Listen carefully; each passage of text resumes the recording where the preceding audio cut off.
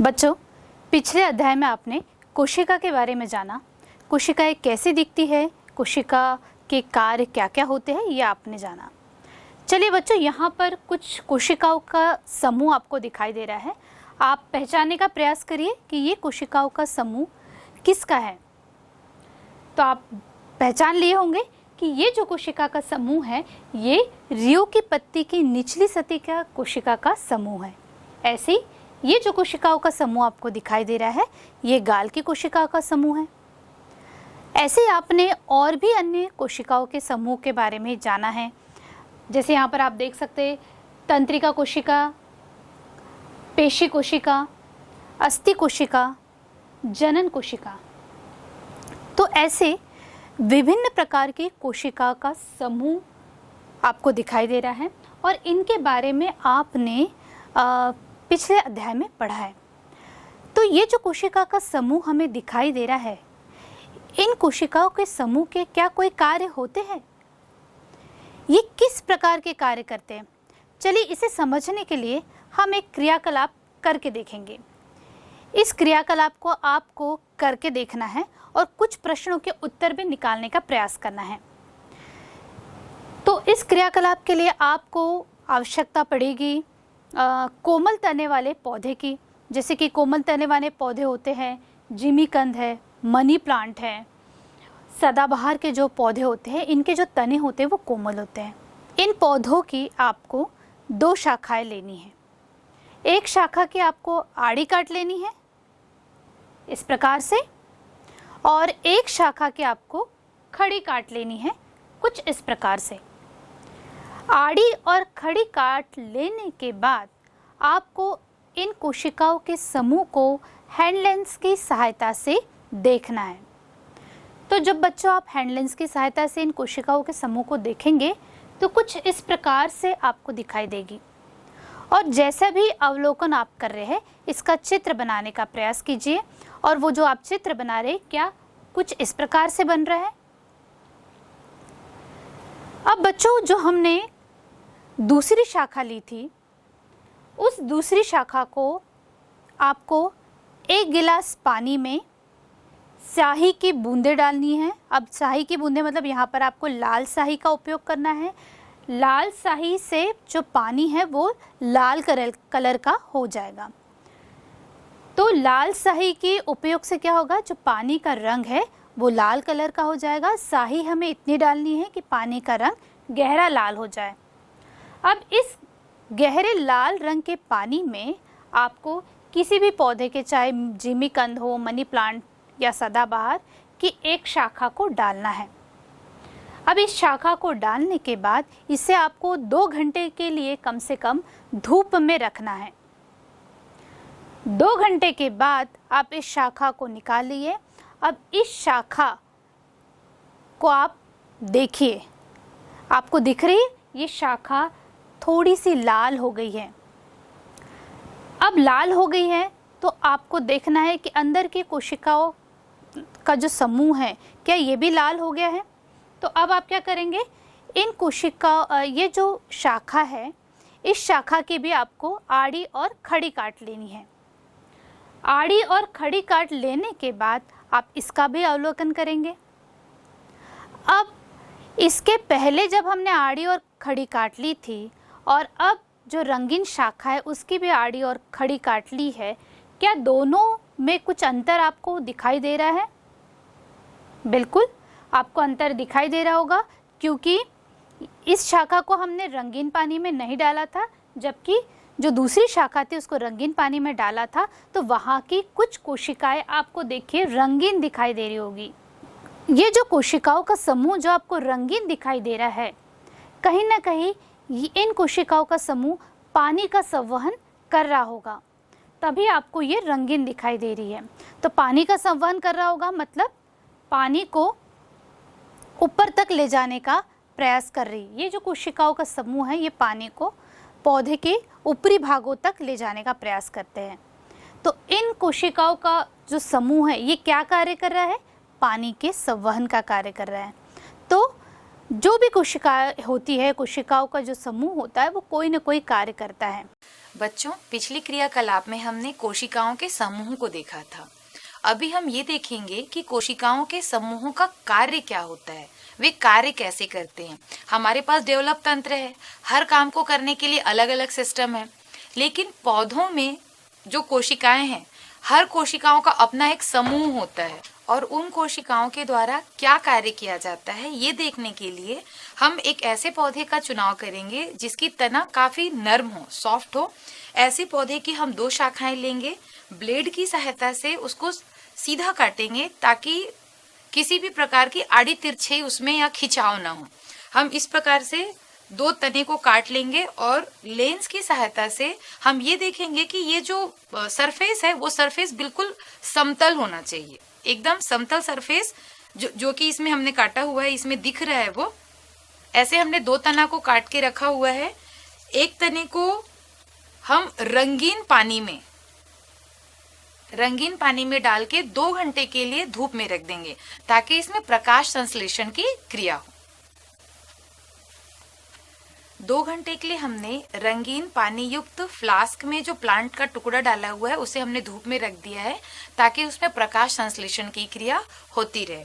तब तक हम इस पौधे का देखेंगे, चूंकि ये ताजा अभी हमने तोड़ के लाया हुआ है, तो इस पौधे में जो कोशिकाओं का समूह है, हम इस पौधे का ट्रांसवर्स सेक्शन, ट्रांसवर्स अनुप्रस्थ काट और आपका लॉन्गिट्यूडनल सेक्शन, लंबवत काट, दोनों काटेंगे और उसके बाद हम देखेंगे कि इसकी संरचना कैसी दिख रही है। उन संरचनाओं को हम अपनी कॉपी में बना के संरचना और लक्षणों को नोट कर लेंगे। एक साथ काफी सारा काट लेंगे ताकि सबसे पतला का चुनाव करने में दिक्कत ना हो।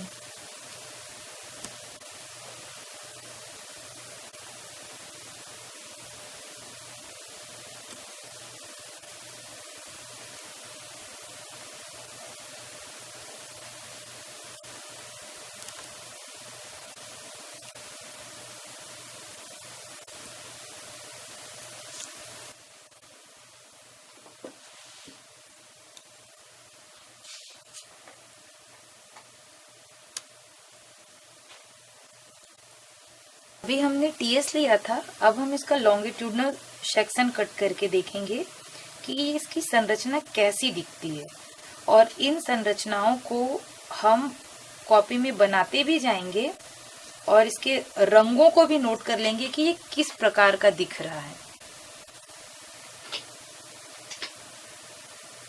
अभी हमने जो प्रक्रिया इस पौधे में किया उसका ट्रांसवर्स और लॉन्गिट्यूडनल सेक्शन दोनों लिया है, सेम प्रक्रिया हम रंगीन पानी में जो पौधा डाला गया है, अब हम इस पौधे का भी सेम लॉन्गिट्यूडनल और ट्रांसवर्स सेक्शन काटेंगे, उसकी संरचना को नोट करेंगे, देखेंगे और जो पहले की संरचना है उन दोनों संरचनाओं को हम कंपेयर करेंगे कि क्या परिवर्तन हुआ है। हम पहले इसका टीएस काटेंगे, ट्रांसवर्स सेक्शन, उसके बाद हम इसका लॉन्गिट्यूडनल सेक्शन लेंगे।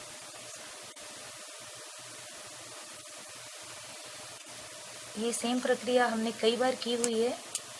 बहुत सारी बारीक बारीक सेक्शन कटिंग करनी है, उसमें से फिर हमको सबसे पतले सेक्शन का चुनाव करके माइक्रोस्कोप में लगाकर देखना है।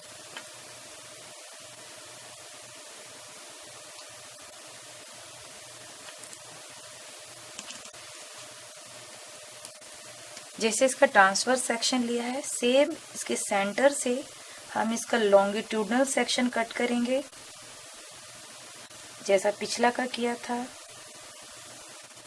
इसके लक्षणों को देखेंगे, संरचना को नोट करेंगे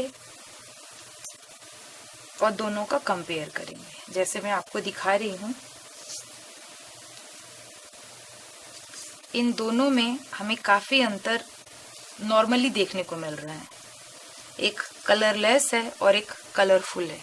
जो गुलाबी रंग से रंजित है, जो ये बता रहा है कि वाटर का संवहन हुआ है, वाटर कंडक्शन नीचे से ऊपर की ओर हुआ है।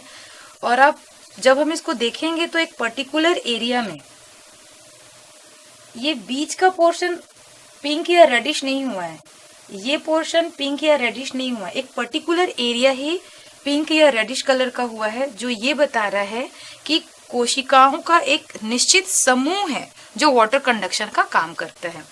और यहाँ पे हमको कुछ भी कलरफुल नहीं दिख रहा है, और जैसे सेम इसमें व्हाइट कलर के स्ट्रक्चर है यहाँ पर भी देखने को मिल रही है। पौधे की दोनों शाखाओं के दोनों सेक्शन को, ट्रांसवर्स और लॉन्गिट्यूडनल, दोनों को जब हम कंपेयर किए तो हमें अंतर साफ दिखाई दिया। क्या आपको वो सारे अंतर स्पष्ट रूप से दिखाई दिए? और हमने ये भी देखा कि पौधे का कुछ भाग ही रंगीन दिख रहा है। इसका मतलब क्या उन पौधों के कुछ पर्टिकुलर कोशिकाओं का ही समूह है जो रंगीन दिख रहा है, या कुछ ऐसे कार्य होंगे जैसे जल का संवहन, वाटर कंडक्शन का काम केवल एक ही प्रकार की कोशिकाएं की? हम ऐसा कह सकते हैं क्या? जब हम ऐसा प्रयोग अलग अलग पौधों में करेंगे, बार बार करेंगे, तो आप सब ये पाएंगे कि कुछ पर्टिकुलर कोशिकाओं का समूह ही कुछ विशिष्ट प्रकार के कार्यों को करता है। चलिए, पानी के संवहन का कार्य तो हम समझ गए। क्या कोशिकाओं, पौधे की जो अन्य कोशिकाएं होती है, उनके क्या क्या कार्य होते हैं, इसे जानने के लिए चलिए बच्चों कुछ क्रियाकलाप को हम देखते हैं। हेलो बच्चों, आइए आज हम जानेंगे कि पौधे लंबाई में कैसे वृद्धि करते हैं। इसके लिए मेरे पास हरे मूंग के बीज हैं। इन हरे मूंग के बीजों को मैंने 3 दिन पहले भिगो कर रखा था। भीगे हुए बीजों को मैंने सूती कपड़े में बांध कर लटका कर रखे और उसे गीला रहने दिया। 3 दिन पश्चात मुझे ये अंकुरित बीज प्राप्त हुए। इन अंकुरित बीजों में से कुछ बीजों को मैंने वॉजग्लास ए और वॉजग्लास बी में रखा। वॉजग्लास ए और बी के सभी अंकुरित बीजों के मूलांकुरों को मैंने इस धागे से मापा और मैं ये अभी माप रही हूँ। देखते हैं इसकी लंबाई कितनी है। अब इस धागे से मैं माप रही हूँ इसलिए क्योंकि ये मुड़े हुए मूलांकुर है। अब इस धागे से मैंने स्केल से इसे मापा है और यह है 1 सेंटीमीटर। इसे मैं नोट कर रही हूँ। इसी प्रकार बाकी मूलांकुरों की लंबाई को भी हम माप लेंगे और सभी को इसी प्रकार नोट करते जाएंगे। हमने वॉजग्लास बी के मूलांकुरों की लंबाई को नाप लिया है। अब वॉजग्लास बी में रखे सभी बीजों के मूलांकुरों के अग्र सिरे को हम ब्लेड की सहायता से काट देंगे। ये मैंने अग्र सिरे को काट दिया।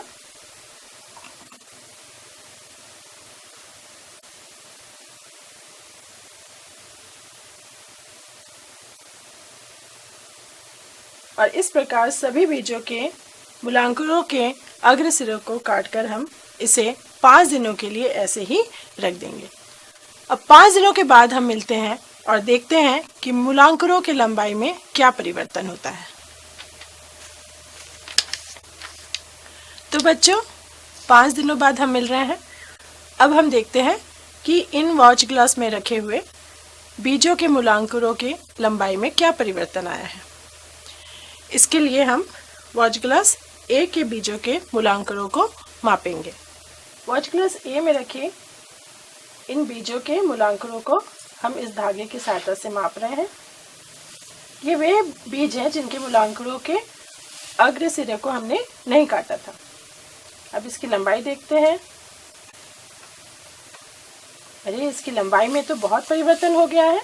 ये अब 2.2 सेंटीमीटर है। इसे हम नोट कर लेते हैं। इसी तरह हम बाकी सभी बीजों के मूलांकुरों को इस धागे की सहायता से उनकी लंबाई माप लेंगे। वॉजग्लास बी में रखे हुए बीजों के मूलांकुरों की लंबाई हम इस धागे की सहायता से मापते हैं। ये वे बीज हैं जिनके मूलांकुरों के अग्र सिरे हम काट दिए थे। इसे माप रहे हैं।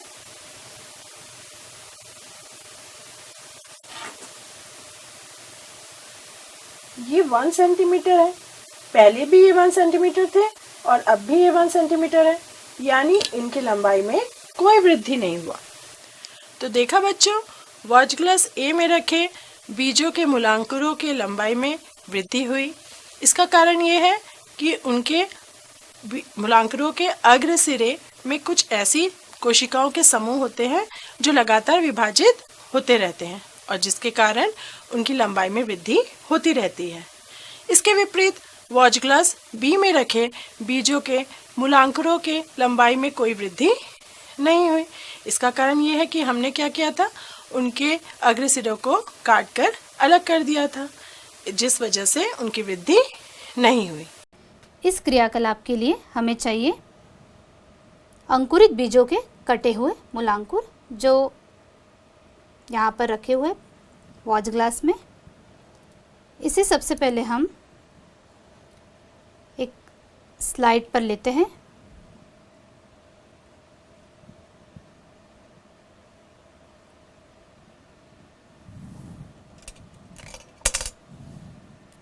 इसमें पानी के एक बूंद डाल देंगे ताकि ये सूख न जाए।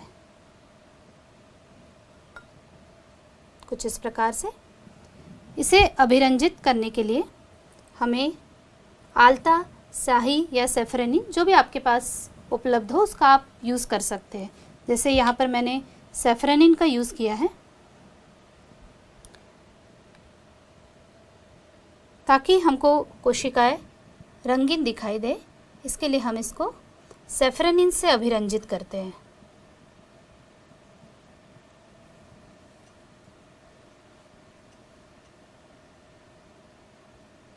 अब हम इसमें एक बूंद ग्लिसरीन की डालेंगे।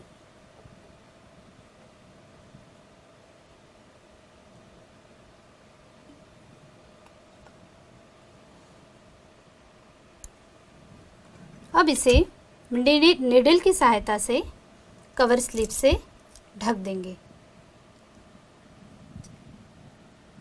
कवर स्लिप से ढकते समय हमें ध्यान देना है कि इसमें हवा के बुलबुले प्रवेश न करें, इसलिए इसे हम धीरे धीरे ढकते हैं।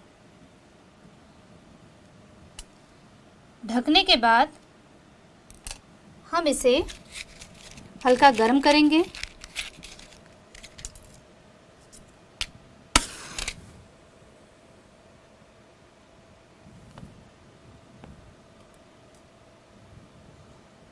कुछ इस तरीके से हम इसे हल्का सा गर्म करेंगे। ये हल्की गर्म हो चुकी है। अब इसे हम हटा देते हैं और निडल या ब्रश की सहायता से हम इसको दबाएंगे। कवर स्लिप के बाहर निकले हुए सेफ्रेनिन को हम ब्लॉटिंग पेपर की सहायता से पोंछ लेते हैं।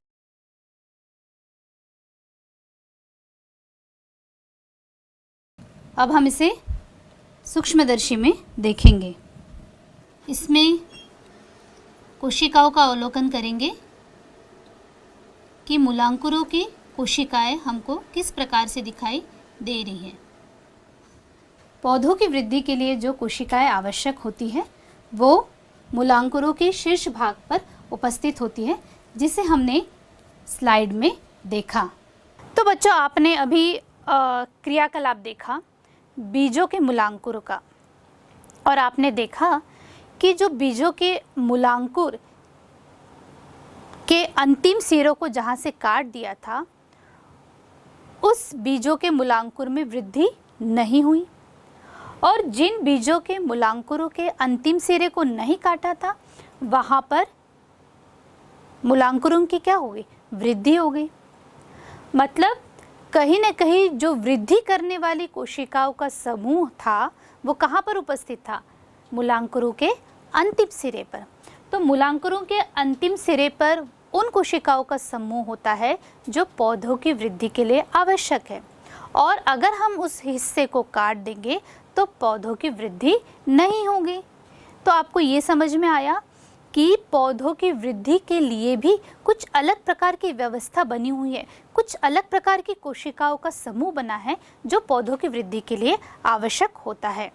तो बच्चों आपने देखा कि अभी हमने जो दो क्रियाकलाप समझे, एक में हमने देखा कि कुछ कोशिकाओं का जो समूह होता है ये पानी का संवहन कर रहा है, कुछ कोशिकाओं का जो समूह है वो पौधों की वृद्धि के लिए जिम्मेदार है। तो हम कह सकते हैं कि जो सजीव होते हैं मतलब पौधे या जंतुओं में अलग अलग प्रकार की कोशिकाओं का समूह होता है और अलग अलग प्रकार की कोशिकाओं के अलग अलग कार्य भी होते हैं, और इस प्रकार से पौधे और जंतु जो होते हैं ये संपूर्ण रूप से कार्य करते हैं। तो इन कोशिकाओं के समूह को ही हम क्या कहते हैं, ऊतक कहते हैं, और इसे इंग्लिश में हम कहते हैं टिश्यू।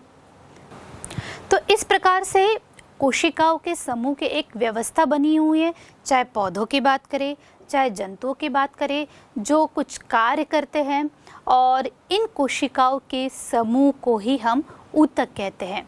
तो हमें एक बात समझ में आई बच्चों कि कोशिकाओं से ही ऊतक का निर्माण होता है और इन ऊतक से ही अंग बनते हैं, अंग से अंग तंत्र, और फिर इस अंग तंत्र से पूरे शरीर का निर्माण होता है, चाहे हम पौधों की बात करें चाहे जंतुओं की बात करें। तो कोशिका जो कि सबसे छोटी इकाई है, किसी भी जीव की संरचनात्मक और कार्यात्मक इकाई है, और जब कोशिकाओं का समूह बनता है तब उसे हम क्या कहते हैं, ऊतक कहते हैं। अब ऊतक कितने प्रकार के होते हैं हम ये आगे पढ़ेंगे। अब ये ऊतक से मैं बोल रही हूँ कि अंग का निर्माण हो रहा है। जैसे कि अगर जंतु की बात करें तो आप जंतु में जानते हैं हमारे शरीर में हृदय है, किडनी है, फेफड़े है, तो कहीं ना कहीं ये जो अंग है ये अलग अलग प्रकार की कोशिकाओं से बने हैं और इनके कार्य भी अलग अलग हैं, और इन अंगों से ही अंग तंत्र बनता है। जैसे कि हृदय से परिवहन तंत्र और फेफड़े से श्वसन तंत्र, ऐसे ही किडनी जो है ये उत्सर्जन तंत्र बनता है। और ये तंत्र जब एक साथ कार्य करते हैं, सबके अलग अलग कार्य होते हैं, और जब एक साथ कार्य करते हैं इस प्रकार से किसी भी जीव का शरीर कार्य करता है। अब बच्चों हम ये जानने का प्रयास करेंगे कि ये ऊतक के बारे में पता कैसे चला, इसका क्या इतिहास है। तो हम बात कर रहे हैं 1799 की। उस समय एक वैज्ञानिक थे मॉरी फ्रैंकोइस जेवियर बिचट। इन्होंने कुछ रोग ग्रसित कोशिकाओं का अवलोकन किया था जंतुओं में, और जब इन्होंने रोग ग्रसित कोशिकाओं का अवलोकन किया था तो आश्चर्य की बात ये थी कि उन्होंने माइक्रोस्कोप का यूज़ नहीं किया था, और उस समय उन्होंने बताया था कि ये जो ऊतक होते हैं ये 3 प्रकार के होते हैं, और 3 प्रकार के भागों में ऊतक को उन्होंने विभाजित किया था। पहला उन्होंने ये बताया था कि जो ऊतक रेशे के जैसे दिखाई दे रहे, रेशे के समान दिखाई दे रहे हैं, उससे उन्होंने फाइब्रस नाम दिया। फिर उन्होंने ये बताया कि जो ऊतक तरल या पानी के जैसे दिखाई दे रहे हैं उससे उन्होंने सीरस नाम दिया, और जो कुछ ऊतक ऐसे उन्हें दिखाई दिए जो चिपचिपे थे, और ऐसे ऊतक को उन्होंने कहा म्यूकस। ऐसा नहीं कि केवल बीछट ही ऊतक के बारे में बता पाए, और बीछट ने ही ऊतक को टिश्यू नाम दिया था।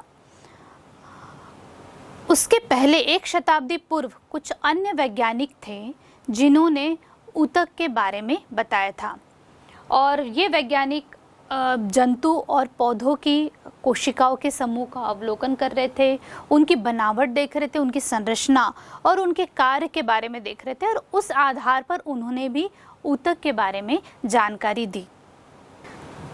उस समय एक और वैज्ञानिक थे जिनका नाम था नेहेमिया ग्रीव। ये वैज्ञानिक ने पौधे में 2 प्रकार के जैविक भाग होते हैं ये बताया था। एक भाग को उन्होंने नाम दे दिया था पीथी या मज्जा, और दूसरा जो भाग उन्होंने बताया था वो था काष्ठीय या वुडी। ग्रीव ही ऐसे वैज्ञानिक थे जिन्होंने पैरेन्काइमा ऊतक के बारे में बताया था, मतलब ऐसी कोशिकाओं का समूह उन्होंने ढूंढ निकाला था जिसका उन्होंने नाम दिया था पैरेन्काइमा ऊतक। और ये जो पैरेन्काइमा ऊतक होते हैं उन्होंने बताया था कि ये पतली झिल्ली वाले नरम स्पॉन्जी होते हैं, साथ ही द्रव से भरी कोशिका होती है, ऐसा उन्होंने बताया था। उसके बाद जो दूसरे वैज्ञानिक आए उनका नाम था शिल्डन और शॉन। ये 1838 के समय की बात है, जब शिल्डन और शॉन ने पक्षी के पंख की आड़ी काट का अवलोकन किया और उनको आश्चर्य हुआ कि पक्षी के आड़ी का काट में जो कोशिकाएं दिखाई दे रही थी वो ग्रीव में जो पौधों में कोशिका देखी थी लगभग वैसी ही कोशिकाएं उनको पक्षी के पंख में दिखाई दे रही थी। और इसके अलावा शिल्डन और शॉन ने भेड़ शिशु के पेट की आंतरिक सतह का भी अवलोकन किया था। वहाँ पर भी कुछ कोशिकाओं के समूह को देखा था और उन्हें यहाँ पर भी आश्चर्य हुआ कि ये जो कोशिकाओं का समूह होता है हूबहू पैरेन्काइमा जो कि पौधों में पाए जाने वाली कोशिका है उनके जैसे मिलता जुलता उनको दिखाई दिया। इसके बाद जो वैज्ञानिक थे नगेली, जो एक वनस्पति शास्त्री थे, इस वैज्ञानिक ने फॉर्मेटिव और स्टेबल कोशिकाओं के बारे में बताया। उन्होंने बताया कि फॉर्मेटिव कोशिकाएं ऐसी कोशिकाएं होती हैं जो बहुत तेज़ी से वृद्धि करती हैं और उन्होंने ये बताया थी कि ये जो कोशिकाएं होती है ये पौधों की जड़ों में और तनों के शीर्ष भाग पर उपस्थित होती है।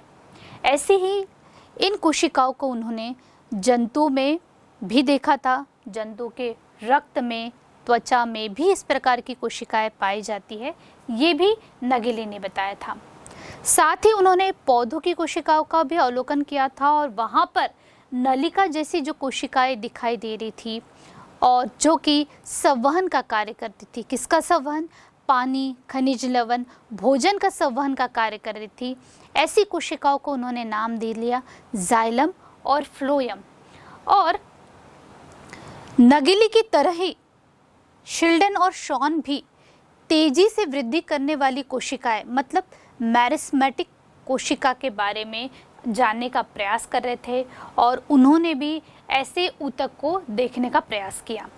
और उन्होंने ये बताया कि जो कोशिकाएं होती है जब वो विभाजित होना शुरू करती है तब वो कोशिकाएं बहुत ही आकार में छोटी होती हैं।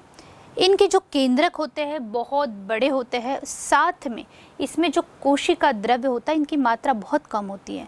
जैसे ही ये कोशिका परिपक्व होने लगती है, मैच्योर होने लगती है, इन कोशिकाओं का आकार बड़ा हो जाता है और जो केंद्रक इसमें पाए जाते हैं ये बहुत छोटे हो जाते हैं।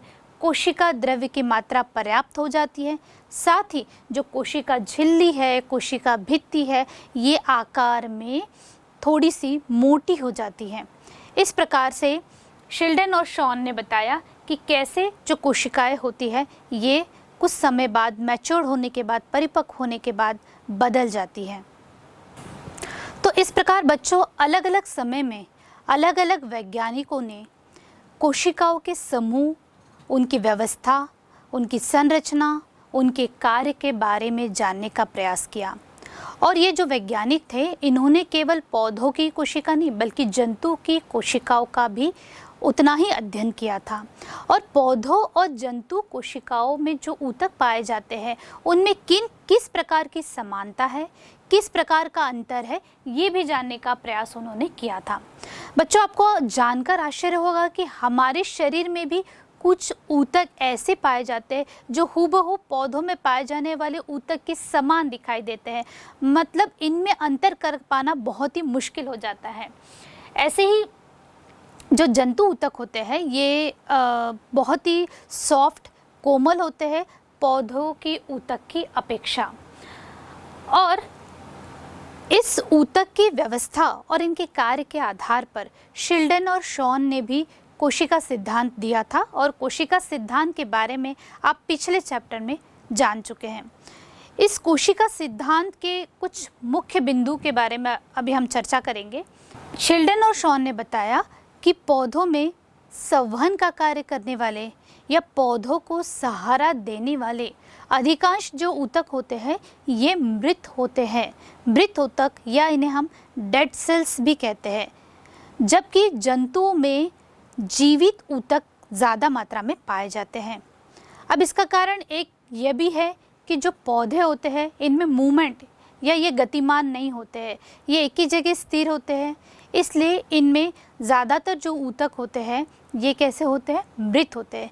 जबकि जंतु में जो ऊतक पाए जाते हैं ये जीवित ज़्यादा पाए जाते हैं, जबकि मृत ऊतक की मात्रा बहुत ही कम होती है। तो क्योंकि जंतु में हर कार्य करने के लिए, जैसे पोषण प्राप्त करने के लिए या भोजन को ढूंढने के लिए जंतु को क्या करना पड़ता है, एक स्थान से दूसरे स्थान जाना पड़ता है। मतलब उनमें मूवमेंट होता है, उनमें गति ज़्यादा होती है, इसलिए जंतु में जीवित कोशिकाएं ज़्यादा दिखाई देती हैं। अब उस समय शिल्डन और शॉन ने ये भी बताया कि पौधों में कुछ ऐसी कोशिकाओं के समूह हैं जो विभाजित होने वाले और अविभाजित होने वाले जो कोशिकाएं हैं उनमें हम अंतर आसानी से कर सकते हैं, क्योंकि जो विभाजित होने वाली कोशिकाएं जो होती है वो छोटी होती है, पतली झिल्ली वाली होती है, जबकि अविभाजित जो कोशिकाएं होती है, अविभाजित का मतलब है यहाँ पर जिनमें अब विभाजन नहीं हो रहा है, ये कोशिकाएं कैसी हो जाती हैं, ये कुछ समय बाद बड़ी हो जाती है और मोटी भित्ति वाली हो जाती है।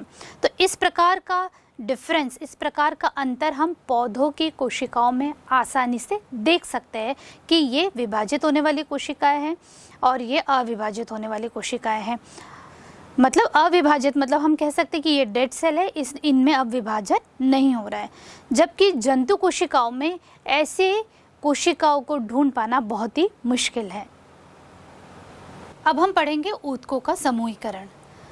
ऊतक दो प्रकार के होते हैं, पादप ऊतक और जंतु ऊतक। तो सबसे पहले हम बात करेंगे पादप ऊतक की या प्लांट टिश्यू की।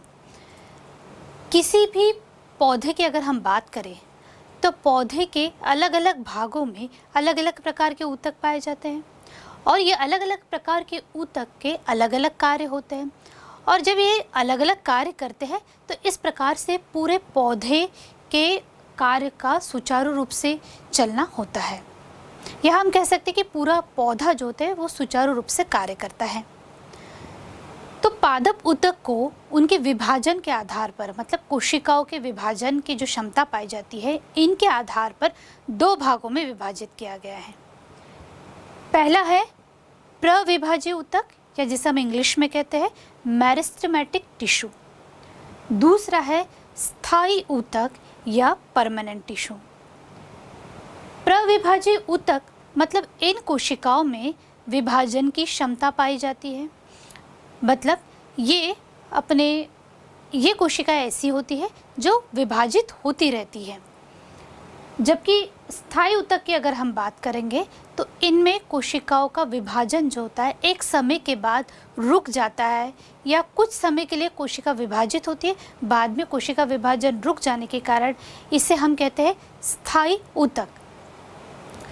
प्रविभाज्य जो ऊतक होते हैं ये पौधों के जड़ और तने के शीर्ष भाग में पाए जाते हैं और इनके वृद्धि करने से या इनके विभाजन से ही पौधे की वृद्धि होती है। अगर ये ऊतक इन हिस्सों में नहीं होंगे तो पौधे की वृद्धि नहीं होगी।